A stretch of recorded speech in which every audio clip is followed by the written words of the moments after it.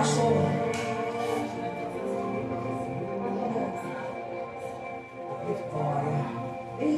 Trazer uma palavra em nome de Jesus.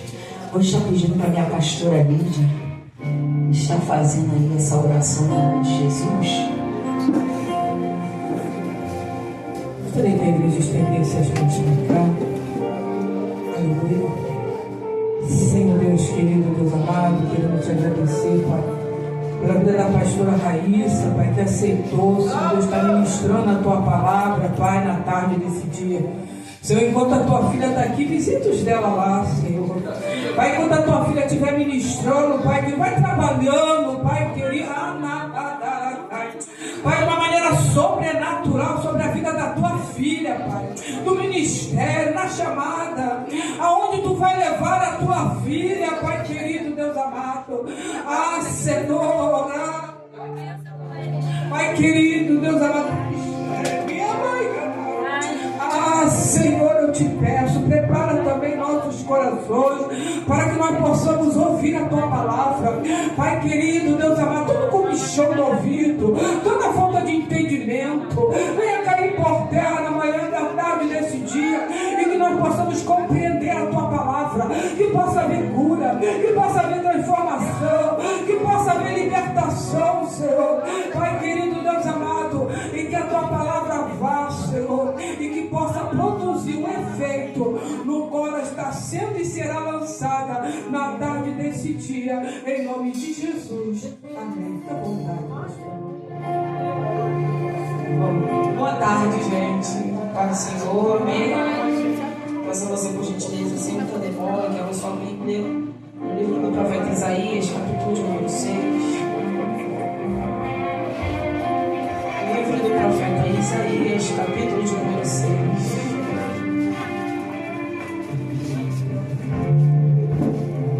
Eu ainda não sabia, até hoje, pela madrugada, o que traria para os nossos corações, mas eu estava numa mini vigília que cheguei quase 3 horas da manhã, se eu não cheguei 3. E lá na mini vigília Deus falou algo comigo e eu quero compartilhar com vocês rapidamente. Todos acharam? Vamos ler somente 3 versos. Verso 1 nos diz: no ano em que faleceu o rei Uzias, eu vi o Eterno sentado sobre um trono alto e exaltado. A aba do seu manto preenchia todo o templo. Em torno dele posicionavam-se serafins. Cada um deles tinha 6 asas. Com 2 cobriam o rosto, com 2 cobriam os pés, e com 2 voavam. E ao mesmo tempo clamavam uns aos outros: Santo, Santo, Santo é o Senhor dos exércitos.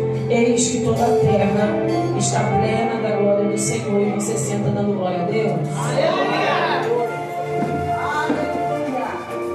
Gente, de verdade, eu sou uma pessoa que corre muito quando assim vai pregar. Pregar, eu corro. Mas vou dizer, na área que eu mais corro é a área que Deus mais está me convidando para poder viver. Então a gente somente tem que obedecer, né? Não é da forma que queremos, mas é do jeito que o Senhor quer. Rápido e objetivo. Nós estamos diante de um texto que nos é bastante conhecido. Quem não conhece essa história, quem não conhece o profeta Isaías. O profeta Isaías é um profeta messiânico. É uma pessoa que mais profetizou sobre o Messias, a vinda do Messias, a vinda de Jesus. E isso é algo de privilégio, né, irmão? Porque algo eu disse até ontem na minha vigília e é muita verdade. Hoje em dia estamos olhando muitas das vezes aquilo que o Senhor nos confiou a fazer como um peso, ao invés de olharmos como um privilégio. Se a gente for parar para analisar da onde o Senhor nos tirou, tudo que vivenciamos lá fora, mesmo muitas das vezes desenganado e pessoas não acreditando que daríamos certo, e até mesmo de dentro da casa, que gostavam de proferir palavras dizendo: tu não vai dar certo, tu não vai prosperar, não vai passar de 18 anos. Quem nunca escutou essa história? Só que a mão do Senhor nos preservou até aqui, porque Ele tinha um propósito conosco desde o ventre da nossa mãe.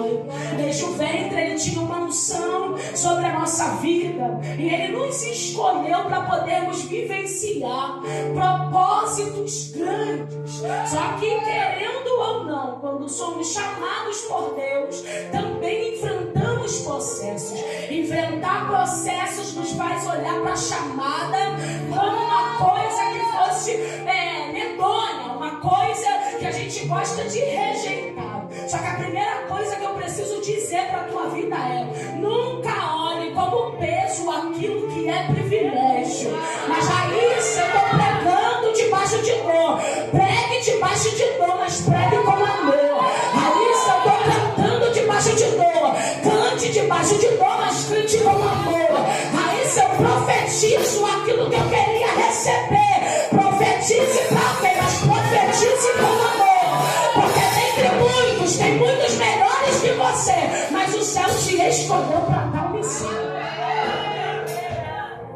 Olhando aqui para a história, Isaías está passando um momento não somente ele, mas o povo de Judá, um momento de incerteza, um momento de questionamento, um momento de afronta, um cenário olhando completamente desfavorável, um cenário olhando completamente desconfortável. Tem algo aqui, por quê? Porque na morte do rei Uzias, quem olha e vê Judá como uma fortaleza, entende, morreu quem era bom, morreu o forte, morreu o cara. Então dá pra gente entrar, destruir com todo mundo, acabar com todo mundo. Oh, glória a Deus. Se você não conhece Uzias, foi um dos melhores reis que Judá teve. E ele foi alguém que edificou, teve um reino próspero, teve um reino forte, que quem olhava sentia medo de se levantar contra aquele rei. Só que por ser muito bom, ele deixou subir a sua cabeça. Só que uma coisa eu tenho a certeza, que Deus sabe nos parar na terra quando achamos que é nós que fazemos. Deus sabe nos parar na terra quando achamos que é na força do nosso braço. Enquanto Uzias entende que não sou eu, é Deus, Deus prospera, Deus abençoa, Deus vai à frente, muitas guerras. Quando Uzias começa a achar que não é Deus, mas é ele, Deus abate, Deus fere, Deus mata. Oh, glória a Deus, para mostrar para Uzias: quem ainda tem o controle sou eu, quem ainda manda sou eu, quem ainda faz sou eu. Se não for a minha graça na tua vida, nada você faz. Se não for a minha graça na tua vida, tu não prega. Se não for a graça na tua vida, tu não conta. Oh, glória a Deus, a gente precisa entender que se não for a presença do Pai, nada sai. Uzias foi marcado por Deus com uma lepra na testa e morreu assim, para que ele entendesse que não era na força do seu braço. Porque, querendo ou não, olhando para a história aqui, Uzias era rei, só que ele foi tentar fazer algo que não era nem para ele: acender incenso no altar do incenso, coisa que era para sacerdote. Quando saímos da direção de Deus e achamos que podemos fazer, a gente quer até se enfiar naquilo que não é para a gente fazer. Ô, glória, eu vou dizer o que o Senhor está dizendo: é cada um no seu quadrado, fica naquilo que eu te chamei. Ah, mas eu sou boa nisso, não quer dizer que você vai ser boa em outra coisa. Se o Senhor te chamou para pregar, pregue. Se o Senhor te chamou para cantar, cante. Se o Senhor te chamou para limpar a igreja, faça com amor. Mas não tente fazer e assumir aquilo que não é para fazer. É isso. Uzias é ferido, Judá está sendo rei. O momento que eles estão vivendo é um momento de caos, gente. É um momento de incerteza. Como vai ser agora? Como será o reino agora? O que vai ser de nós agora? O que será da gente agora? E tem algo aqui que me chama a atenção. Por quê? Porque como é que iremos ver a boa, perfeita e agradável vontade de Deus num cenário de perda? Como é que a gente consegue enxergar a vontade boa, perfeita e agradável de Deus num cenário de incerteza? Como é que a gente consegue enxergar a vontade boa, perfeita e agradável de Deus num cenário de afronta? No tempo em que vivemos, tem gente que só consegue enxergar gente que só consegue enxergar Deus num cenário que lhe agrada. Tem gente que só consegue enxergar Deus na porta que abriu. Tem gente que só consegue enxergar Deus no emprego que Deus deu. Tem gente que só consegue enxergar Deus na dispensa cheia. Mas como é que eu consigo enxergar Deus, oh glória, com a dispensa vazia? Como é que eu consigo enxergar Deus na porta que foi fechada? Como é que eu consigo enxergar Deus, oh glória, no momento de luto? Como é que eu consigo enxergar Deus naquele que era para ficar, mas foi embora? Oh glória a Deus. Sabe o que Deus estava falando comigo nessa madrugada? Raíssa, tem gente que vai chegar até aquela casa e precisa entender que esse momento de turbulência é um momento propício para quê? Para enxergar a mão de Deus no meu trabalho.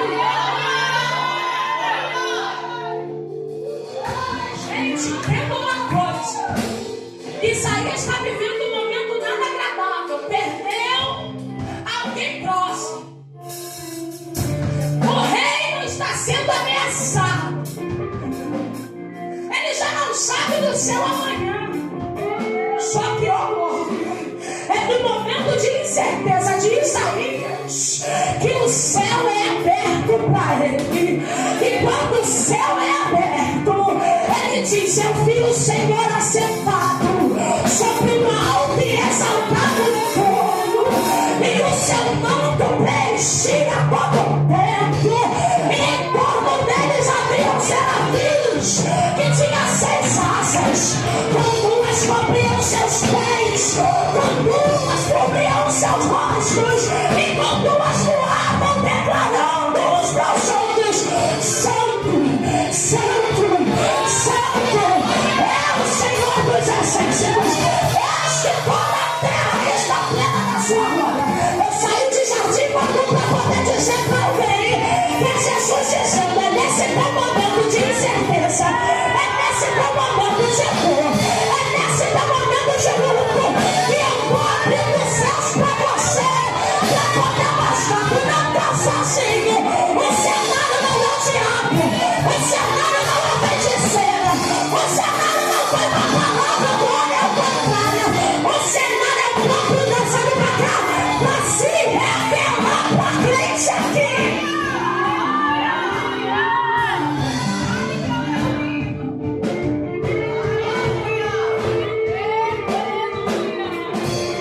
O problema é que você chega aqui e pergunta: como é que eu vou enxergar Deus nesse cenário? Como é que eu vou enxergar Deus naquilo que está me causando dor? Eu vou dizer, não é em cenários alegres que Deus vai se manifestar, não, mas é no cenário doloroso que Ele prepara para poder se revelar aos seus. Se você ver o cenário que este homem está vivenciando, é Deus o convidando. Isaías, eu sei até que tu profetiza. Isaías, eu sei até que você é profeta, mas eu estou querendo te levar a um novo nível. E ninguém avança para um novo nível se permanece num cenário favorável. É por isso que Ele está permitindo o teu choro. É por isso que Ele está permitindo a tua dor. Oh, glória, levanta a tua mão por gentileza. É Jesus dizendo: eu estou fazendo você chorar, porque eu quero que você avance um novo nível que está à tua frente. Mas enquanto você olha para a dor, você fica estagnado.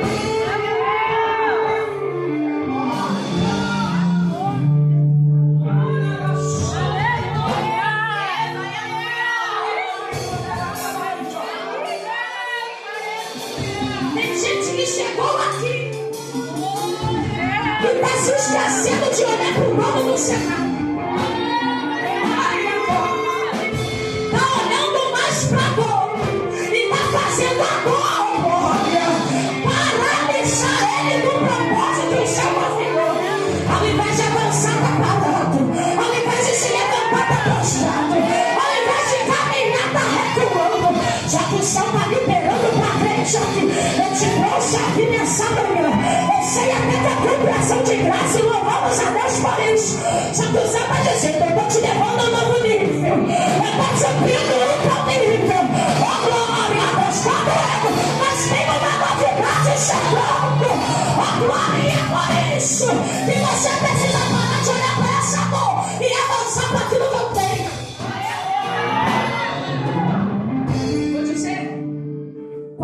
birra, tu não vai contar a Deus para mudar o teu cenário. Porque às vezes a gente faz isso. Várias vezes. Eu não canto mais, não vou fazer mais. Vou parar de pregar. Vou parar de fazer. Vou parar de... Vou dizer... Não vai mudar nada. Só vai piorar com você. Sabe por quê? Aquele que tenta lutar contra a vontade de Deus, no final sai ferido. Porque no final é a vontade dele que vai prevalecer.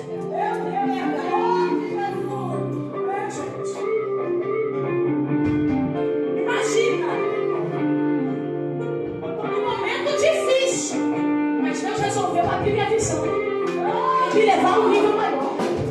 Gente, se você olhar,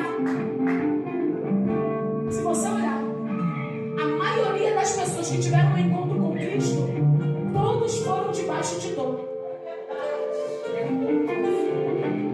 Porque enquanto tudo está bem, ninguém quer saber de Cristo. Enquanto tudo está bem, ninguém lembra que Cristo existe. Mas é só o cenário mudar, que tem gente que sabe até como se ora. Tem gente que lembra logo o caminho da oração. Tem gente que lembra logo o caminho do secreto. Esses momentos de incerteza que nós temos, os cenários que vivenciamos, eles não podem nos fazer esquecer quem Deus é para nós. Porque olha para a tua vida, eu sei que você tem história. E às vezes você anula essa história porque por aquilo que as pessoas dizem ao teu respeito. Só que o Senhor está dizendo aqui, lembra da história que você tem comigo. Por algum momento eu te desamparei. Por algum momento eu te deixei sozinho. Por algum momento eu te abandonei. Oh, glória, em nenhum momento, em todo tempo eu estava com você. Homens, braços de carne te deixaram, mas a minha presença em todo tempo estava com você. Então não é esse cenário que vai te matar, mas entenda, por gentileza, aproveita para avançar naquilo que o Senhor quer.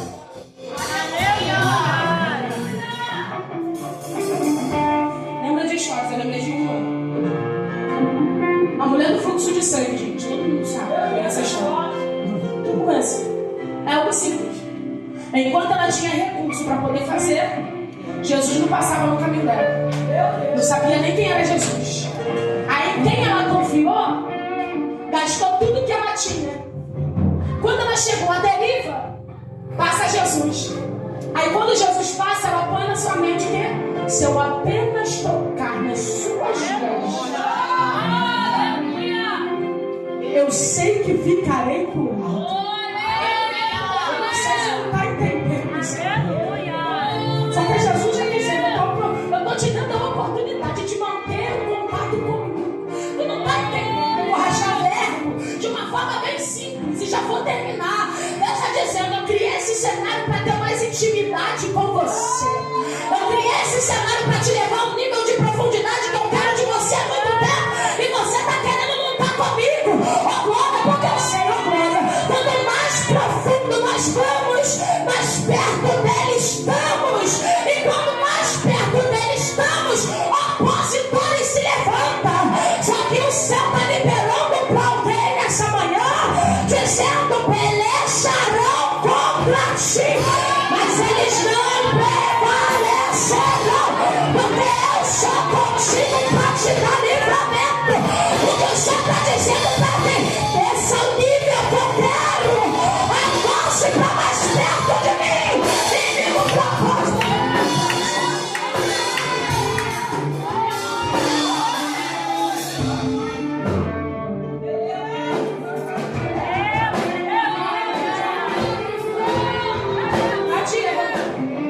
Crente precisa ser forjado de bastidor.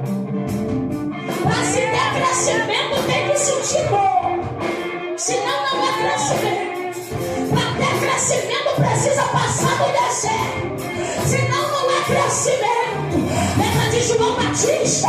Estava debaixo de um grande propósito. Mas o menino não cresceu diante dos homens. O menino cresceu no deserto. Até o momento que ele deveria cumprir o seu seu propósito. Gente, deserto não é sinal de ser esquecido por Deus, mas é o momento que Deus mais se revela para frente. Deserto não é lugar de morte, deserto é lugar de aprendizado. O problema é que tu tá olhando pro deserto e tá se esquecendo de aprender.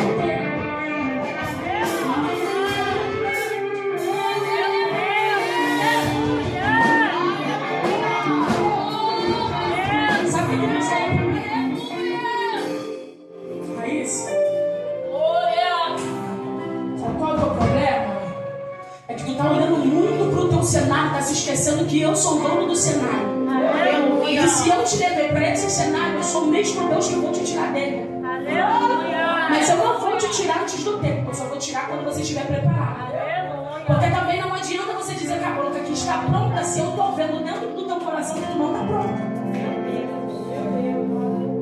Mas sabe o que ele falou para mim? Que o problema é que tu entra no deserto e ao invés de crescer, tu coloca um tapão no teu ouvido, tu bota uma venda nos teus olhos e fica perguntando, cadê Deus? Cadê Deus? E ele está dizendo, eu estou aqui.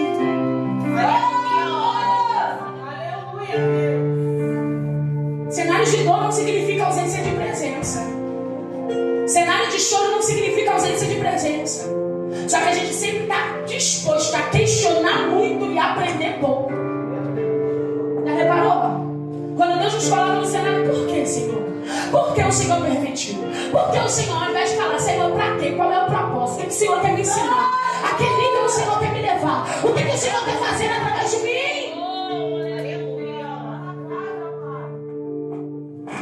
Gente, é coisa de louco. Porque de fato, pra falar de cenários dolorosos e permanecer posicionado, gente, não é por nada, mas eu sou especialista. Deus trabalha com a Raíssa de uma forma dolorosa. Porque a Raíssa é uma pessoa teimosa. Já dá pra ver na cara, né? É, muito teimosa. E Deus, ele sabe como amassa o vaso. Deus sabe como trata do barro. Deus sabe como trabalha. Tem uma frase que eu guardo comigo. E Deus me fez passar um processo em cima dessa frase. Sabe qual é o processo? Eu falo uma frase: quanto maior a minha luta, maior precisa ser o meu nível de entrega. Meu Deus, é foda. Independente do meu processo que eu esteja passando na minha casa, independente do meu processo que eu esteja passando no meu trabalho, independente do meu processo que eu esteja passando lá fora, aqui dentro, o meu nível de entrega tem que ser maior. Até porque quando eu entro aqui, eu sei em quem eu tenho crido, e eu sei em quem eu sirvo. E se eu sei a quem eu sirvo, meu irmão, eu vou dar tudo de mim, porque eu sei que no momento certo ele vai se levantar ao meu favor. Em tudo ele tem um propósito. Aí a Raíssa passou pelo processo. Sabe qual é o processo? É carregar um feto morto dentro de você e ainda profetizar e liberar a vida para a vida dos outros. Gente, eu perdi meu bebê num dia. No mesmo dia eu recebi um convite para pregar. Meu esposo, quem conhece Marlon, sabe muito bem como ele é super protetor. Eu não sou esposa dele, ele me trata como filha e tem a minha idade. Parece um senhor de 70. Quando eu recebi o convite, extremamente abalada e questionando a Deus, o Senhor não disse que faria? Porque a gente quer logo colocar a Deus na parede, mostrando para ele tudo que a gente faz. De nada adianta. E eu com os meus questionamentos recebi o convite. Falei, Marta, não é possível, chorando. Não é possível. Eu estou recebendo o convite para pregar. E ele falou, vai. Opa, Marlon, ele vai e deixa Deus te usar. Ali eu entendi que o meu processo começaria ali. Não foi na perda. Era Deus perguntando, e aí, seu nível de entrega vai ser maior do que o processo que tu está passando? Deus! E aí, tu tem capacidade de liberar a vida? Diante de um luto que você está enfrentando? É mole, gente. Sabe uma coisa que eu guardo no meu coração? Que pregador tem um montão. Cantor, muitos. Profeta, então, tem até de live.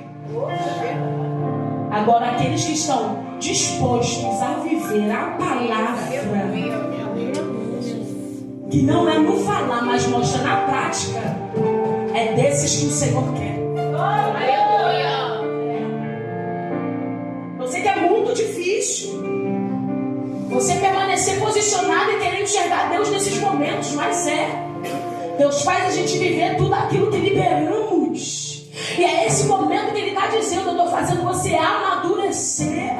Tem processo que você está passando porque você vai servir. Oh glória, a tua vida é como um testemunho para outras pessoas. A não desistir, a não parar, a avançar, continuar.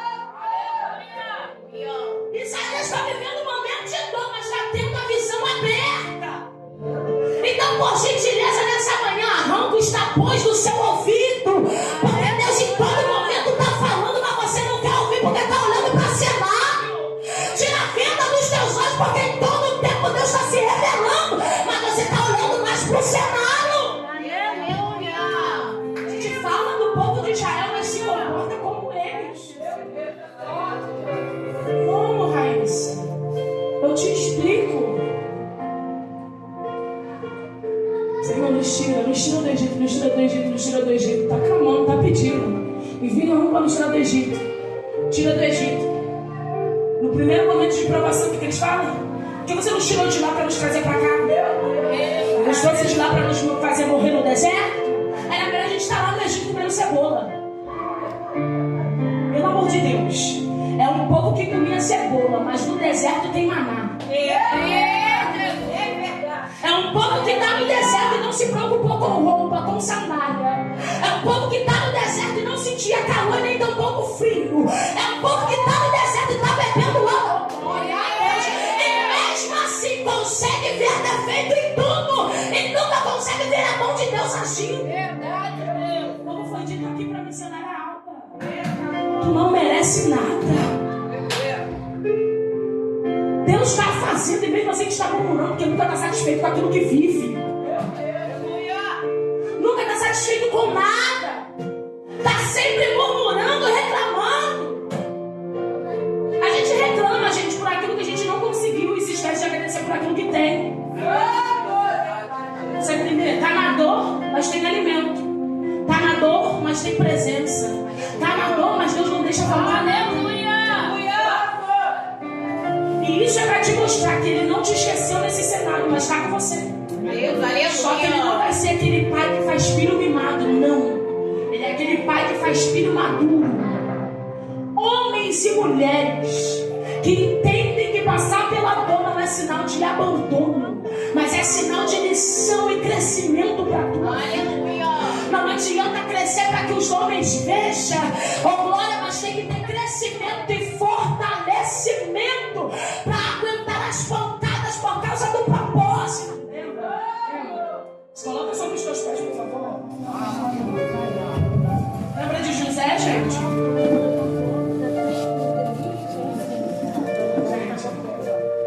Porque a gente passa no texto que José passou. José, tadinho, foi tão inocente contar para os seus irmãos o sonho que teve. José era amado pelo seu pai, ganhou uma túnica e se gerou inveja. Por causa disso, foi pegar no poço. Pegaram, venderam ele como escravo. Os próprios da sua casa. Chega no Egito, tem alguém que olha para ele, não, Deus é com ele. É um menino diferente. Mas não satisfeita, a mulher de Potifar inventa uma mentira sobre a vida dele. Aí o que acontece? Ele é preso. Dentro da cadeia tem alguém que olha e fala: Deus é com ele. Gente, a primeira coisa, José não precisou falar quem ele era. O próprio Deus mostrava quem ele era. Aí você está perdendo tempo querendo dar satisfação de pessoas para mostrar que você é mulher de Deus, que você é homem de Deus. Só que Deus está dizendo, você não precisa dizer, porque no momento certo eu vou falar por você.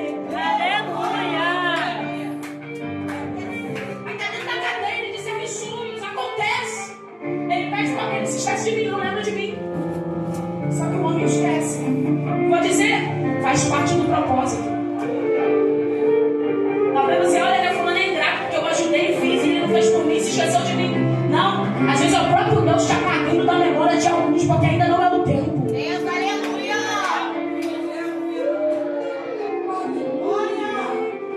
chega o momento certo, qual o momento?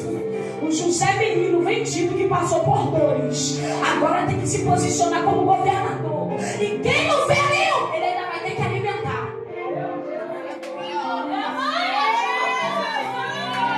Aí é por isso que Deus está dizendo, espera o processo no tempo, porque é nesse processo que eu vou te lapidando. Porque se eu te colocar na posição que eu tenho para você agora, tu não vai saber lidar com aquele que te feriu e vai querer descer nível para tratar da mesma forma. Eu não te chamei para isso.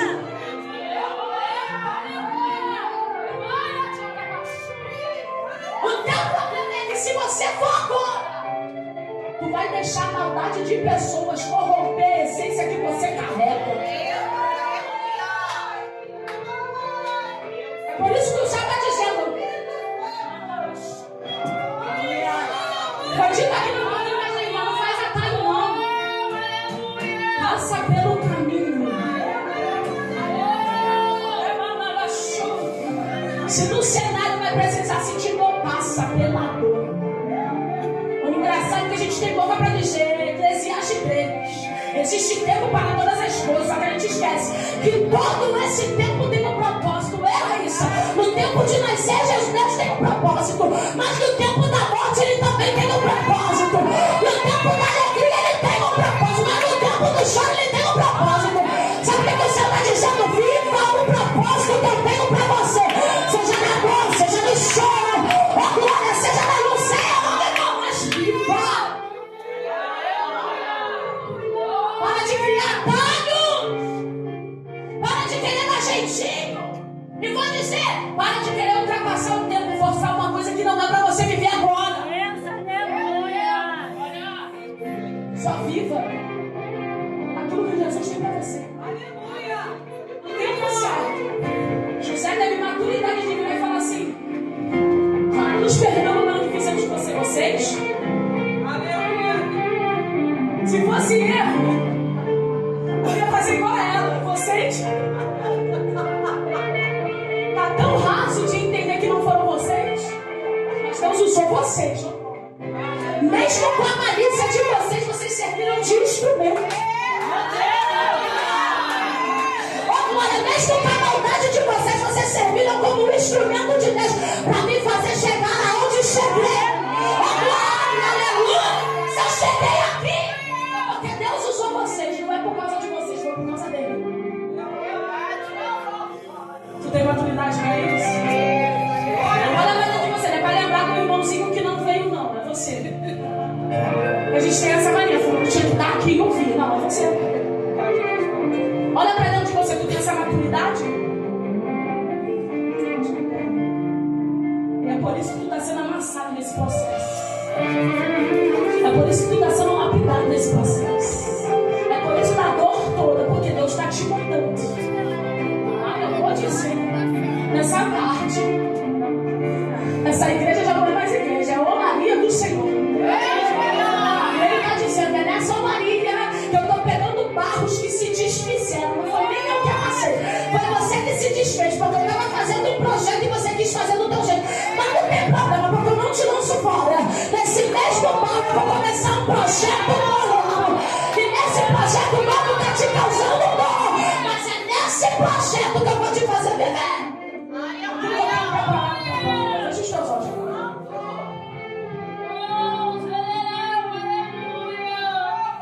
Sabe o que é que tu está passando, sabe? Sinta uma graça terrível.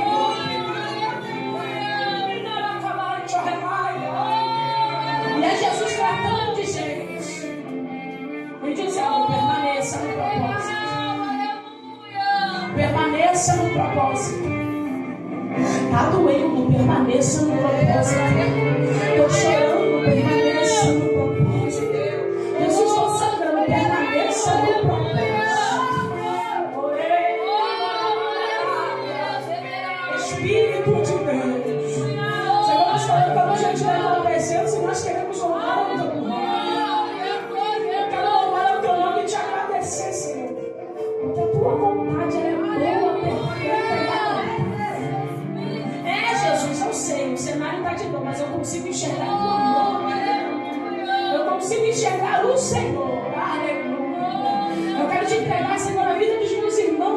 presente. Te agradecer e louvar pela vida da missionária Angélica.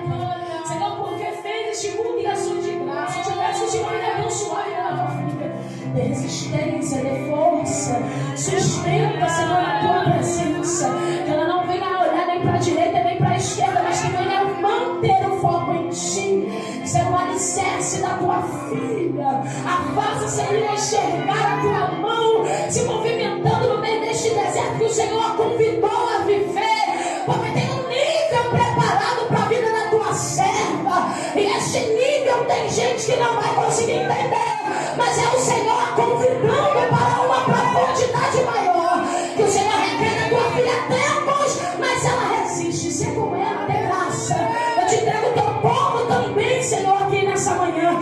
Pai, eu te peço, Senhor, que o Senhor venha ser renovo, que o Senhor venha ser sustento, que o Senhor venha ser restauração. Senhor amado, eu te peço, Senhor, no nome de Jesus, que o Senhor venha nos conduzir a pastos verdejantes, que o Senhor venha nos conduzir às águas tranquilas, que o Senhor venha refrigerar nossa alma, que nós venhamos entender que se o Senhor é o nosso pastor, é do Senhor que precisamos, é do Senhor que necessitamos. Eu te peço, Jesus, nos ajuda a passar por este deserto, nos ajuda a passar por este cenário. Senhor, eu sei que o Senhor não nos levantou para ser mais um, mas o Senhor nos levantou, Senhor, para ser alguém. Oh, glória, uma voz profética, para ser alguém que entende os processos para viver o propósito, para ser alguém que passa pelo caminho estreito para poder se encontrar contigo.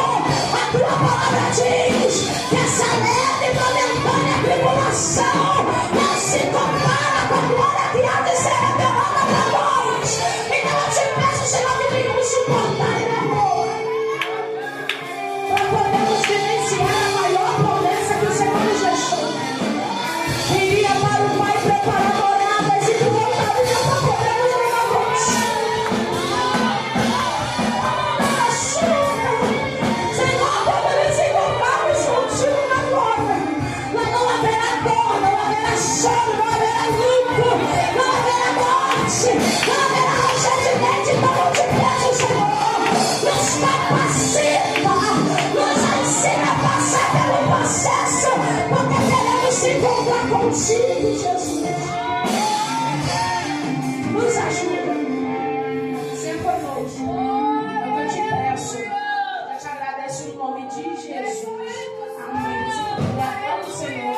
Deus abençoe.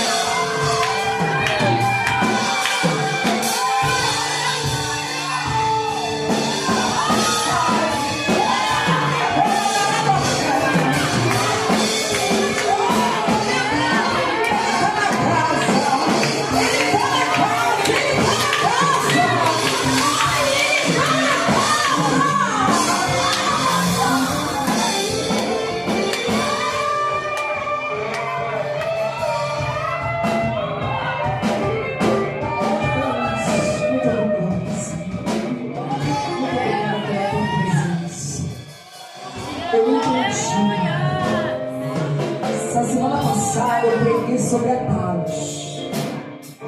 O Senhor, quando eu cheguei na igreja, o Senhor não tinha me dado a palavra para me estudar. Eu falei, Senhor, como é que é isso? Ele falou, quando tu chegar lá, eu vou te dar. Quando eu cheguei lá, ele me deu Jonas na barriga do peixe. Eu falei, poxa, Jonas, Senhor. Ele é. Eu quero que você fale de atalhos. Porque o Senhor falava assim: o atalho te leva para lugares aonde você não quer. E quando você chega nesse lugar, ninguém pode te tirar. E o atalho que Jonas foi tomar levou ele na vida profunda. Ninguém podia encontrar Jonas, porque ele se encontrava na barriga do peixe. E foi ali, ó, que ele teve um tete a tete com Deus. Aí Jonas teve que confessar: Senhor, enquanto eu olhava para a minha vontade, eu me esquecia da sua misericórdia. Eu não sei o que é isso. O atalho te leva para lugares aonde você não quer estar. Então vigia, fica atento, porque o Senhor, Ele está nos despertando.